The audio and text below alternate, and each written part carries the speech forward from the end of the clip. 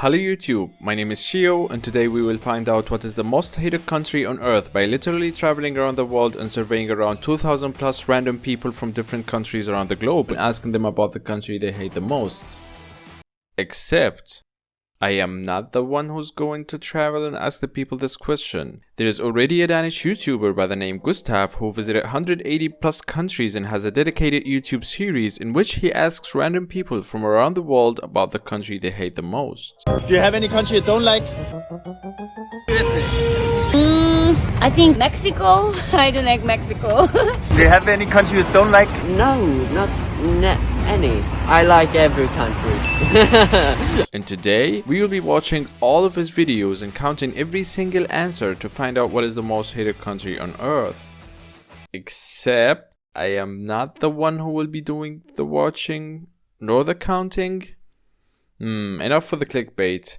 This is my final introduction line. Hello YouTube, my name is Shio and today I will show you how I created a Python script that uses pre-trained machine learning modules to watch all of Gustav's videos and count every single answer to finally figure out what is the most hated country on earth. So the initial plan is simple. Somehow find a way to extract the textual content of all these videos and then analyze them, extract country names and then count them. That sounds like an easy task. Because I don't know if you use it or not, there's a subtitles button on YouTube videos that displays automatically generated English subtitles, and extracting those subtitles could do the job for me. Which one? America. Why? Because Trump. President Trump. I don't like USA. So I wrote a Python script that crawls a YouTube playlist and extracts all the automatically generated subtitles and stores them in a local text file. Wait a minute, we have a problem. The subtitle feature is not activated in all Gustav's videos. So there are some videos from which we cannot extract the YouTube subtitles. But that wasn't the only problem. In fact, there was a bigger fundamental problem that made me cancel the whole YouTube subtitle operation thing. And it was simply that even if the YouTube subtitles are active, they don't always catch all the talking in the video, because it's most likely being spoken in another language than English. And when this happens, the subtitles just turns a blind eye and ignores the speech in the video and waits until English is spoken again to show up. Which means that pretty much most of the textual content is not being picked up by this feature and that we will miss a lot of answers. This very realization fundamentally omits all speech recognition solutions, because again, I would need a very sophisticated speech recognition software that detects languages from all different parts of the world and all the different dialects and turns them into text and translate them into English. This means I have to find another way to convert the videos into text. While I was desperately watching some of Gustav's videos to forget about my recent failure, I realized that Gustav has done a kind effort and already translated all his videos and embedded English subtitles into the video footage itself. But the thing is, this text is not actually text. Or let me put it this way. For a computer, this right here are a bunch of pixels and colors and are not distinguishable from other pixels in an image. So in order to make them distinguishable, I had to figure out a way to make the computer able to recognize these letters and turn them into text. After a fast research, I found a Python library called PyTesseract that works by recognizing character patterns and turns them into text. That was fast and easy. Seems good enough. Until I soon realized that it was too good to be true. Because this tool is kinda lazy. Because the way this tool works is that it tries to somehow separate the background color from the text color and then start a character pattern matching algorithm. And whenever you pass an unprocessed image that has a colorful background behind the text, it starts to really mess up the character recognition process. So this leaves me with two paths. Either I have to find a way to pre-process all the videos to somehow separate the characters from their random background colors, and this means I have to deal with heavy mathematics-based filters and computer vision algorithms to eventually deliver recognizable images to the Python tool. Or take the other path, which is to have faith in Google and Stack Overflow and believe that there's an easier way to do this. And because I'm a lazy person, I started this whole project out of laziness, I choose the second path. And I was right about that. Ladies and gentlemen, I present to you easyOCR. I mean, the name says it all. It's optical character recognition, and it's easy. We're talking about a Python package that uses pre-trained deep learning models to recognize pretty much any text, anywhere, and in any language. And it works like Google Lens or the Apple text detection feature in your smartphone. Enough for the talking. Let's try this with a snapshot from our videos. Not bad. I can live with that. At least the country name is recognizable. I think we're good to go from here. Here's what we're gonna do.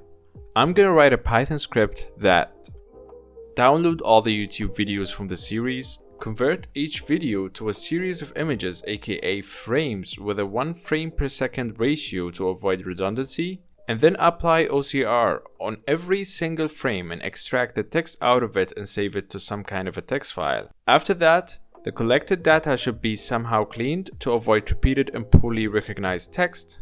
Analyze the extracted clean text and look for answers by extracting country names out of the text and counting them. Count the valid answers and visualize the data. Seems like a solid plan to me, but just like any other software project, nothing goes smoothly from the first time. So I decided to give you a selection of some of the challenges that I ran into in the next 1-minute montage. Because easyOCR is too smart, it recognized pretty much everything in the photos, including billboards, t-shirt writings, and even restaurant menus that happen to be in the background. So I had to pre-crop all the photos to a certain height to avoid unwanted text. The name of the country in which the video is made is often randomly mentioned throughout the video, and counting these mentions would lead to misleading results. So I decided to just ignore country mentions of the country of each video. An example, we will just assume that there are no Iraq haters in Iraq. Do you have any country you don't like? كل دولنا بس عراق. All countries no.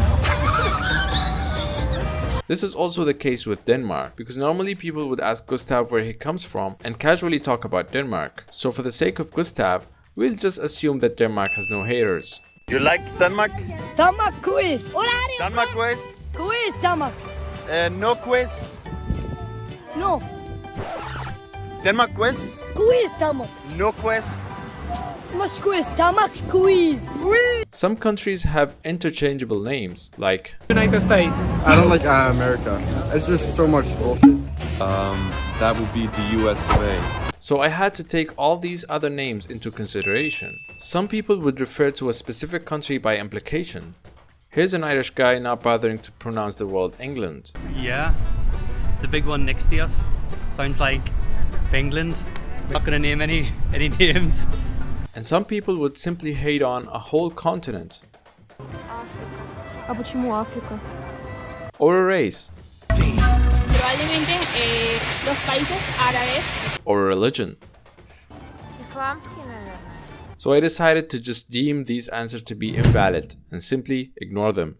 Now it's the moment of truth. My lovely computer and its GPU are going to do the job that I have been avoiding for a long time, which is to watch around 24 hours of YouTube videos and counting country mentions in order to answer a very simple question. What is the most hated country on earth? Let's take a look at these interesting results. The most hated country on earth is the mighty United States of America. Then comes Russia at the second place. Then comes France at the third place with a tiny margin over the UK. Then comes Israel at the fifth place, followed by Germany at the sixth place, China at the 7th place, followed by Serbia at 8th place, India at the 9th place, and then finally North Korea with a clutch to the top 10 in the 10th place. Here's a beautiful map I made using the Python packages pandas and volume for all the hated countries around the world. The more reddish the color is, the more the country is disliked. Here's a map of all the countries hated by Africans. You can see the traces of the colonial history on this map. Here's a map for Asians. Here's a map for the countries hated by Europeans or South Americans. Or we can do it the other way around. Here's a map that shows where France haters come from. Interesting. Here are the countries that hate Israel. Makes sense. And here's a random dude from Nigeria who hates the Seychelles Islands. Now I can rest peacefully knowing the answer of the question that haunted me for weeks. Do you have a country you like other than Germany? Wait, what? Did he just say love? Is this another series? Yes, it seems this is the case. But what could be possibly the most loved country on earth? Well, you'll have to subscribe and wait for part 2 to find out.